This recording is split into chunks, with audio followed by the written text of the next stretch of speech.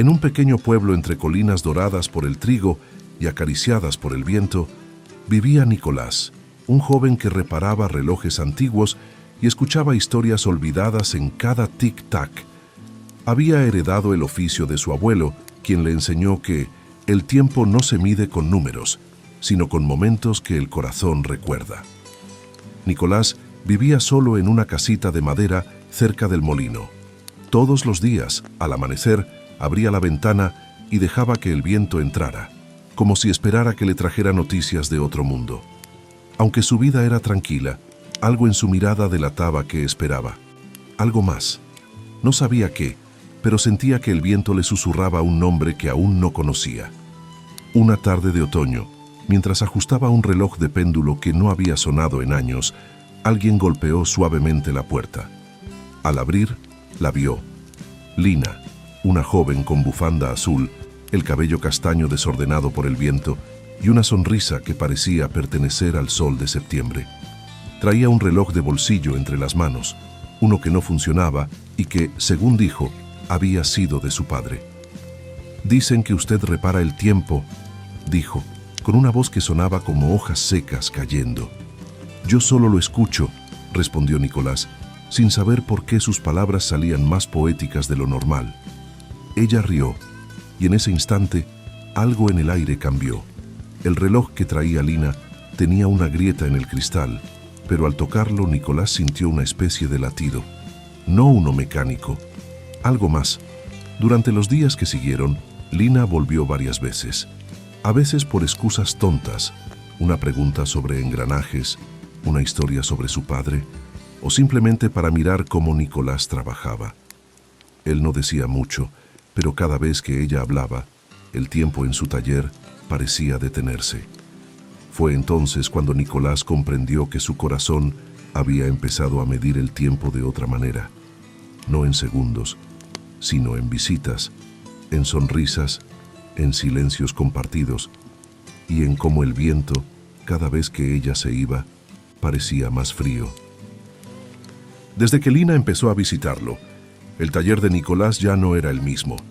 Antes solo se oía el sonido seco de engranajes girando o el péndulo golpeando el aire. Ahora había risas, tazas de té humeantes y a veces largos silencios que hablaban más que 1000 palabras. Lina se sentaba frente a él, en una silla pequeña junto al ventanal, mientras Nicolás trabajaba en el reloj de su padre. Cada engranaje, cada tornillo oxidado parecía contarle un secreto al joven relojero, pero también le hablaba de Lina, como si el reloj guardara no solo tiempo detenido, sino partes de su historia. «Mi papá decía que este reloj lo acompañó en sus mejores decisiones», murmuró ella una tarde, con los ojos perdidos en el vaivén del péndulo. «¿Y cuál fue la peor?», preguntó Nicolás sin mirarla. «Nunca despedirse bien de alguien que amó». Nicolás no supo qué responder.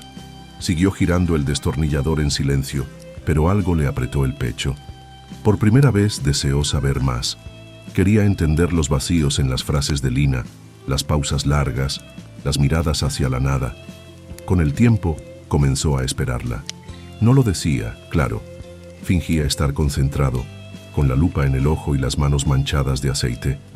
Pero si un día ella se demoraba, el péndulo le parecía más lento y el viento más inquieto. Una tarde, cuando el sol se filtraba entre las cortinas y pintaba la madera con tonos ámbar, Lina se levantó sin avisar y caminó hasta la puerta. «Hoy no vine solo por el reloj», dijo sin girarse. Nicolás se quedó inmóvil. Algo le tembló en el estómago. «Vine porque ya no tengo a dónde más ir». Sus palabras se suspendieron en el aire como hojas que no terminan de caer. Luego se marchó. Él no la siguió. Solo se quedó de pie, mirando la puerta entreabierta, mientras el reloj de su padre, que llevaba semanas en silencio, dio su primer tic y luego tac, como si el tiempo por fin hubiese vuelto a empezar. Durante 3 días Lina no volvió. Y en esos 3 días Nicolás no arregló ni un solo reloj. El taller, antes lleno de tic-tacs y vapor de té, quedó en silencio. La silla junto al ventanal permanecía vacía y el reloj del padre de Lina, que había dado su primer tic-tac, volvió al mutismo. Nicolás no sabía si era su lugar el que extrañaba su presencia o si era él mismo. No podía concentrarse. Cada engranaje le recordaba sus gestos, cada taza de té enfriándose, sus manos. Se preguntaba a dónde iría cuando decía que no tenía dónde más ir. ¿A qué se refería realmente?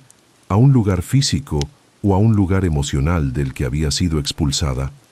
Una tarde de lluvia, decidió hacer algo que no hacía desde niño. Salió a caminar sin rumbo.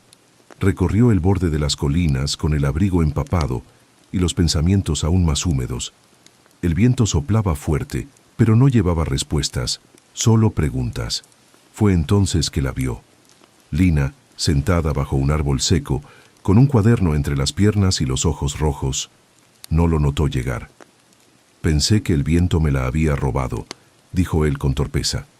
Ella levantó la mirada, sorprendida, pero no asustada. Lo miró como si lo hubiera estado esperando sin saberlo. «¿Cómo encontraste este lugar?», preguntó secándose las lágrimas con la manga. «Los relojeros también tienen brújulas, aunque estén oxidadas». Lina sonrió apenas y luego lo miró con una mezcla de gratitud y miedo. «Mi papá me trajo acá cuando mi mamá murió. Me dijo que los árboles viejos guardan secretos y que si algún día no tenía fuerzas, viniera a contárselos. Hoy vine porque ya no sé qué hacer con lo que siento». Nicolás se sentó a su lado sin hablar. No la tocó, no la apuró, solo la escuchó, como escuchaba a los relojes, esperando el momento exacto en que volvieran a latir. «Cuando mi papá enfermó, este reloj dejó de andar, como si supiera que ya no había decisiones importantes por tomar. Pero ahora volvió a sonar», dijo él en voz baja.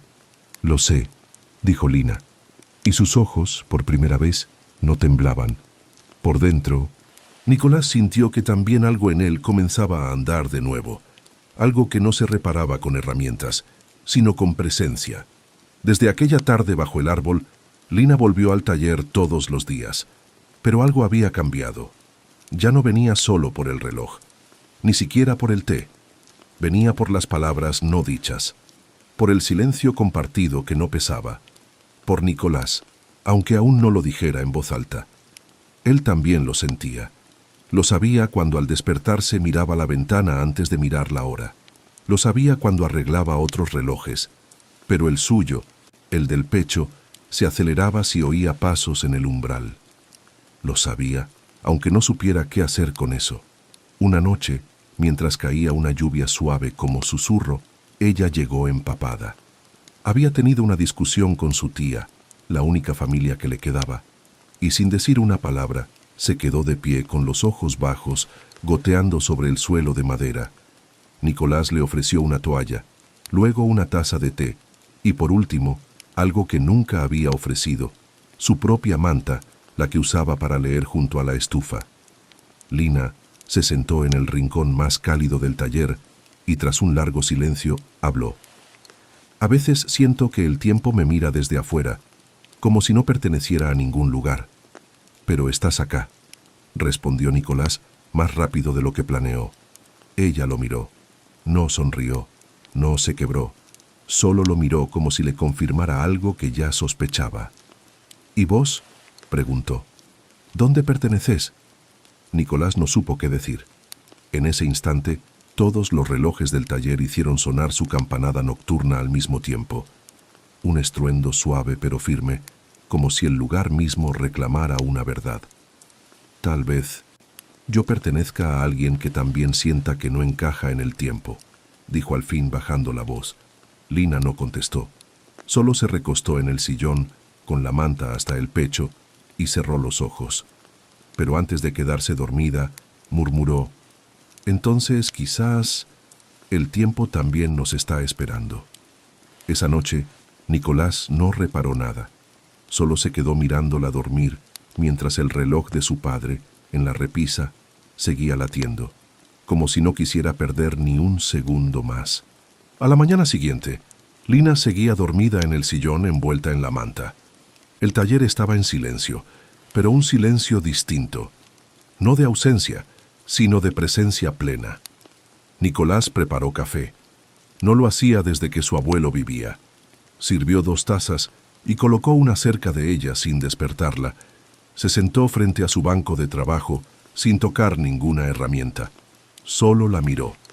Por primera vez en mucho tiempo, no tenía miedo al presente. Lina se despertó despacio. Se estiró como un gato al sol y tomó la taza con una sonrisa tibia. «Huele a casa», murmuró.